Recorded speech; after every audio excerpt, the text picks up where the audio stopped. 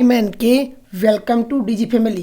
देखिए हम क्लास 12 के इंडेफिनाइट इंटीग्रल के आरडी शर्मा में से क्वेश्चंस प्रैक्टिस कर रहे हैं। उसमें हमारी 19.9 एक्सरसाइज है वो चल रही है। उसमें क्वेश्चन नंबर 1 और 2 हमने ऑलरेडी लास्ट लेक्चर में सोल्व आउट कर लिए थे। क्वेश्चन नंबर 3 है वो फुल सोल्व आउट नहीं हो पाया था, वीडियो टर्मिनेट हो गया था, फाइल बड़ी हो रही थी। देखिए क्वेश्चन नंबर 3 क्या बोल रहा है, 1 + √x का होल स्क्वायर है और अपोन में दिया हुआ है √x। इसका इंटीग्रेशन करने के लिए मैं बोल रहा है, मैंने बताया है कि 1 + √x को जब t लेते हैं तो यहाँ पर 1 का डिफ्रेंशिएशन हो गया 0 प्लस √x का डिफ्रेंशिएशन हो गया 1/2 √x और मल्टीप्लिकेशन में dx आ गया इक्वल टू आ गया dt। अब देखिए 2 को जब RHS में मल्टीप्लिकेशन कराते हैं तो 1/√x dx इक्वल टू आ गया 2 dt। जो वैल्यूज़ है वो पुट कर दीजिए और बाकी को सोल्व आउट करने की कोशिश कीजिए। देखिए यहाँ पर जब 1 + √x equal to T put करते हैं तो ये बन जाएगा t²। तो ये आ गया t²।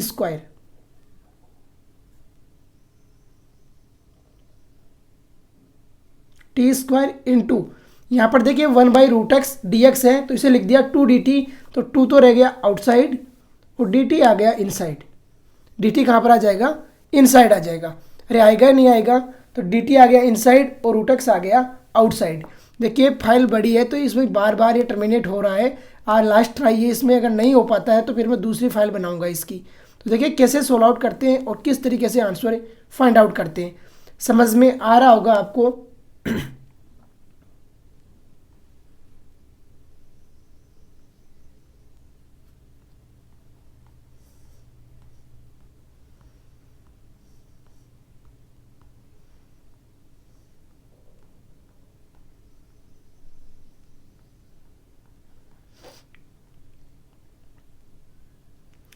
t² इंटू आ गया 2 dt। तो ये रह गया 2 और मल्टीप्लिकेशन में आ गया dt।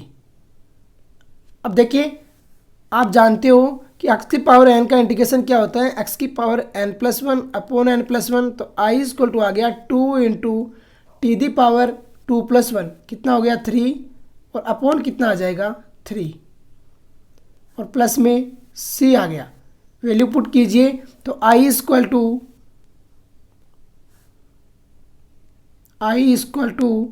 2/3 आ जाएगा एज इट इज़। तो 2/3 इंटू t³ है तो t किसको माना है हमने 1 + √x को। तो ये आ गया 1 + √x का whole cube, 1 + √x the whole cube और प्लस में क्या आ गया c आ गया। समझ में आ गया होगा कि किस तरीके से सोल्व आउट किया है, क्या मेथड रहता है। जो सेम मेथड हम पहले यूज़ कर रहे थे वही मेथड यूज़ किया है। देखिए यहाँ पर वीडियो बार बार जब टर्मिनेट होता है तो बड़ा यार इरिटेट फील होने लग जाता है, लेकिन आपको ये 15-20 क्वेश्चन है इसमें लिखे हुए, तो ये इसी फाइल के साथ मैं बनाने की कोशिश करूँगा। अंडरस्टैंड करने की कोशिश कीजिए। नेक्स्ट क्वेश्चन देखिए क्या बोल रहा है। नेक्स्ट क्वेश्चन बोल रहा है क्वेश्चन नंबर 4, अंडर रूट है 1 + e⁻x है इंटू में e⁻x। तो किसको लेट करोगे, 1 + e⁻x को लेट करोगे। और जब मैंने बोला है कि जब अंडर रूट के अंदर है तो आपको t² लेट करना है। तो देखिए कैसे सोल्व आउट होगा। Solution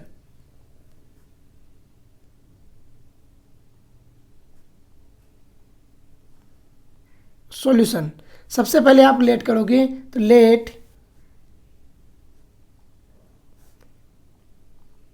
i equal to integration √1 + e⁻x into आ गया e⁻x और मल्टीप्लिकेशन में आ गया dx। यही दिया हुआ है। लेट करते हैं तो let 1 + e⁻x equal to t² let करोगे, अंडर रूट के अंदर है ना। तो let 1 + e⁻x equal to late कर लिया आपने t², हो गया t²। अब देखिए e⁻x का जो डिफ्रेंशिएशन होता है वो होता है e⁻x। तो e⁻x dx इक्वल टू आ गया 2t dt। 1 का डिफ्रेंशिएशन 0 होता है तो ये आ गया 2t dt। सोल्व आउट किया तो यहाँ से देखिए क्या मिला हमें, i equal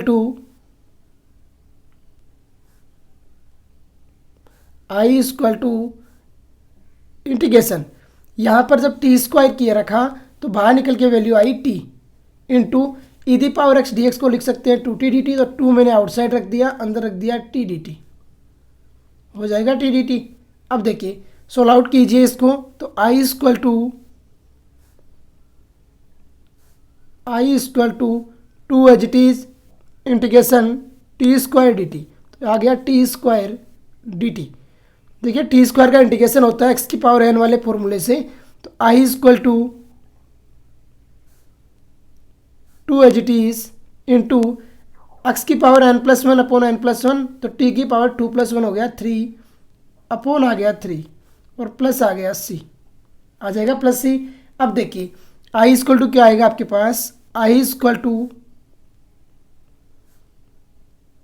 2 as it is upon 3 into, देखिए टी स्क्वायर इक्वल टू है 1 + ई दी पावर एक्स, तो टी इक्वल टू आ जाएगा 1 + ई दी पावर एक्स की पावर 1/2, तो यहाँ पर टी क्यूब क्या हो जाएगा 1 + ई दी पावर एक्स और इसकी पावर हो जाएगी 3/2 हो जाएगी, प्लस में क्या आ जाएगा सी आ जाएगा, प्लस सी। तो देखिए कैसे सोल्व आउट किया और किस तरीके से आंसर फाइंड आउट कर दिया। यही तरीका है क्वेश्चन को सोल्व आउट करने का। सबसे पहले आपको लेट करने में ध्यान रखना है कि लेट किसको कर रही हो। देखो लेट करने में ये सोच समझ के लेट करना है कि किसको लेट करने पर मैं क्या प्रॉब्लम फेस हो सकती है। जैसे अगर यहाँ पर मैं सिर्फ ई दी पावर एक्स को लेट करता तो यहाँ पर प्रॉब्लम आ जाती, क्वेश्चंस को थोड़ा लेंदी हो जाता, बाकी सोल्व आउट तो हो ही जाता है। अब देखिए कैसे सोल्व आउट करना है और किस तरीके से आंसर फाइंड आउट करना है। तो इसी के साथ में क्वेश्चन नंबर 4 हमारा सोल्व आउट हो गया है, जो वैल्यू थी वो हमने निकाल ली है। क्वेश्चन नंबर 5 देखिए क्या बोल रहा है। क्वेश्चन नंबर 5 बोल रहा है अंडर रूट है cos square X, under root नहीं है क्यूब रूट है, क्यूब रूट है कोस स्क्वायर एक्स का और साइन एक्स डी एक्स लिखा हुआ है। तो देखिए क्यूब रूट जब भी लिखा हुआ है इसका मतलब है कोस स्क्वायर एक्स की पावर 1/3 है। तो इसको लिखिए, सोल्व आउट करने की कोशिश कीजिए। सॉल्यूशन,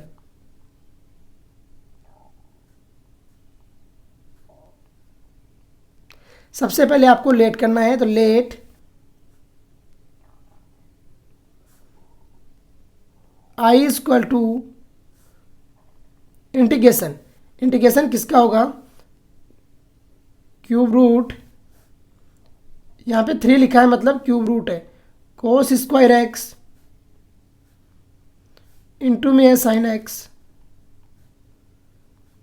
और मल्टीप्लिकेशन में है डी एक्स, यही दिया हुआ है। अब देखिए सबसे पहले इसको सोल्व आउट करने की कोशिश करते हैं, तो आई इक्वल टू इंटीग्रेशन, ये क्या बन जाएगा आपका कोस स्क्वायर एक्स और इसकी पावर आ गई 1/3, कितनी आ गई 1/3 इंटू आ गया साइन एक्स और मल्टीप्लिकेशन में आ गया डी एक्स, आ गया मल्टीप्लिकेशन में डी एक्स। अब देखिए यहाँ पर कोसेक्स इक्वल टू जब पुट करते हो, लेट करते हो, तो क्या लेट करना है, जब अंडर रूट रहता है तो मैं बोल रहा हूँ टी स्क्वायर लेट करना है, और जब क्यूब रूट होता है तो क्या करना है आपको क्यूब रूट फॉलो करना है। तो लेट करते हैं, let cos X equal to cos X equal to T cube let करते हैं, क्या लेट करेंगे टी क्यूब। तो देखिए जब डिफ्रेंशिएट करेंगे तो कोसेक्स का डिफ्रेंशिएट होता है माइनस के साइन एक्स, तो माइनस साइन एक्स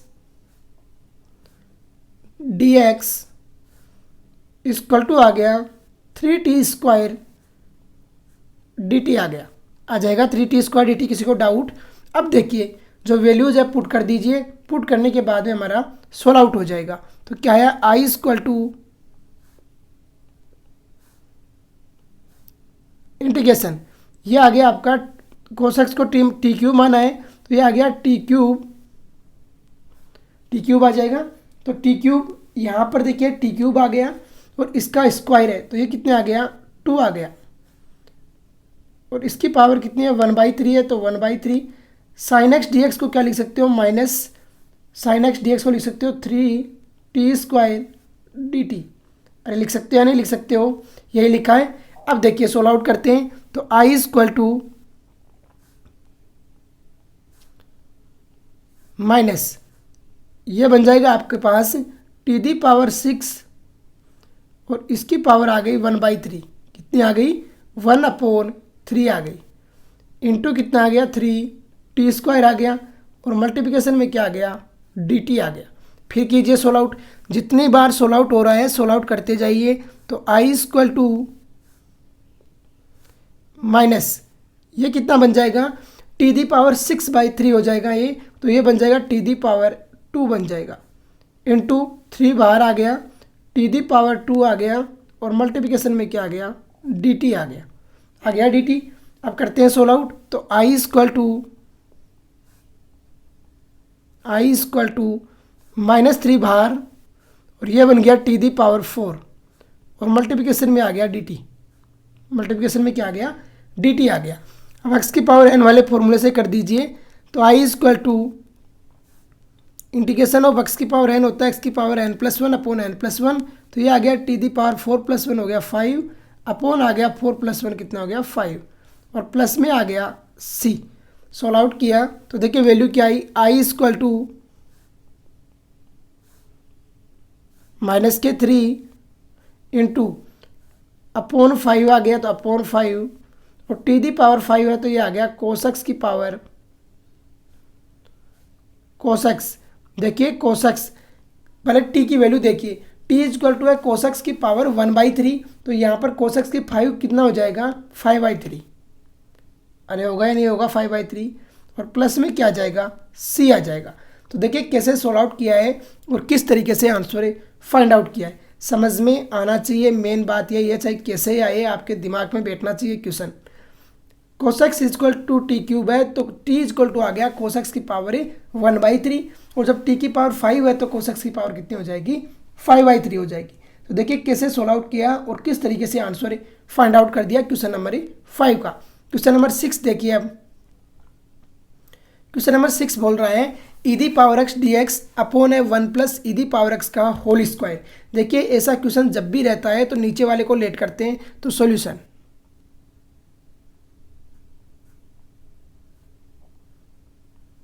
लेट करते हैं, तो let I equal to integration क्या हो जाएगा? ई दी पावर एक्स है तो E the power X upon कितना आ जाएगा? 1 plus E the power X का होल स्क्वायर। अरे आएगा नहीं आएगा, और मल्टीप्लिकेशन में है डी एक्स। यही है मल्टीप्लिकेशन में। लेट करते हैं, किसको लेट करेंगे थोड़ा सोच समझ के। अगर सिर्फ ई दी पावर एक्स को लेट करोगे तो डाउट आपका क्वेश्चन थोड़ा लेंदी जाने के चांस है। तो कंप्लीट को कर लीजिए। Let 1 plus E the power X equal to T let कर लिया 1 का डिफ्रेंशिएट तो हो गया 0 plus E the power X का हो गया E the power X D X equal to आ गया डी टी, आ गया इक्वल टू डी टी। तो यहाँ से हम क्या लिख सकते हैं? E the power X D X को क्या लिख सकते हैं? डी टी लिख सकते हैं। तो E the power X D X equal to लिख सकते हैं यहाँ पे डी टी। अरे लिख सकते हो या नहीं लिख सकते हो डी टी? अब देखिए जब डी टी लिख सकते हो तो लिख दीजिए और सोल्व आउट कर दीजिए आगे। तो आई इक्वल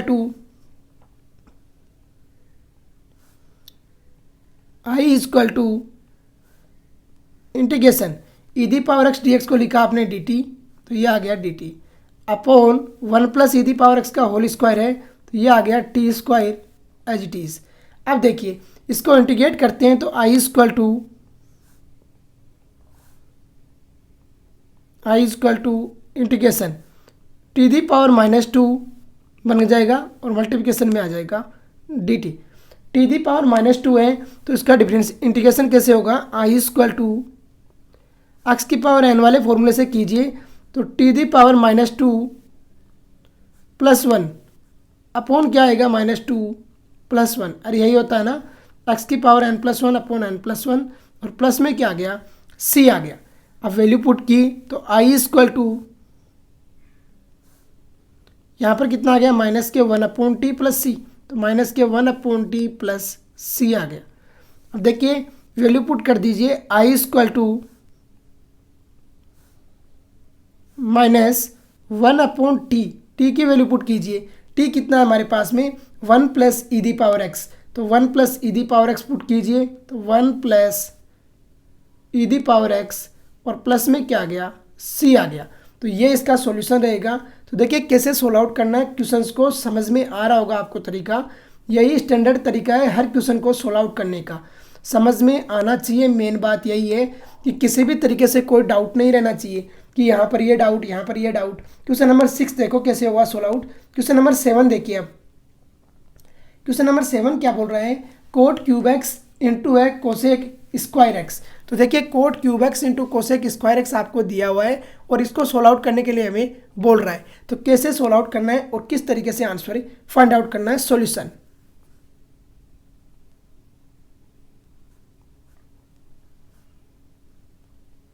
सबसे पहले आपको लेट करना है, तो let I is equal to integration क्या आ जाएगा, कोट क्यूब एक्स है तो कोट क्यूब एक्स इंटू आ गया कोसेक स्क्वायर एक्स, तो कोसेक स्क्वायर एक्स और मल्टीप्लिकेशन में आ गया डी एक्स, आ गया डी एक्स। अब देखिए किसको लेट करना है और आगे कैसे सोल्व आउट करना है ये ध्यान रखना है आपको। यहाँ पर लेट करोगे, लेट देखिए पहले सही से समझिए इसको। कोटेक्स को लेट करते हो तो कोटेक्स का डिफरेंशिएट होता है कोसेक स्क्वायर एक्स, तो कोटेक्स को ही कीजिए लेट, तो let cot x equal to T let कर लिया टी। अब देखिए कोटेक्स का डिफरेंशिएशन क्या होता है, माइनस के कोसेक स्क्वायर एक्स, तो minus cosec square x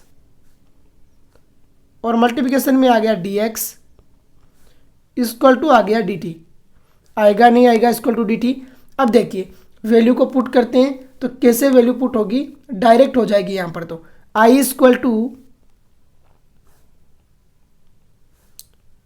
minus आ जाएगा एज इट इज, कोटेक्स को टी पुट किया तो ये आ गया T cube into cosec square x D x क्या होता है डी टी होता है, तो डी टी आ गया। इंटीग्रेशन कैसे होगा, एक्स की पावर एन वाले फॉर्मूले से, तो I equal to minus x की पावर एन का फॉर्मूला क्या होता है टी की पावर एन प्लस 1, तो टी की पावर 3 + 1 हो गई 4, अपॉन आ जाएगी 4 और प्लस में आ जाएगा सी, तो प्लस में आ गया सी।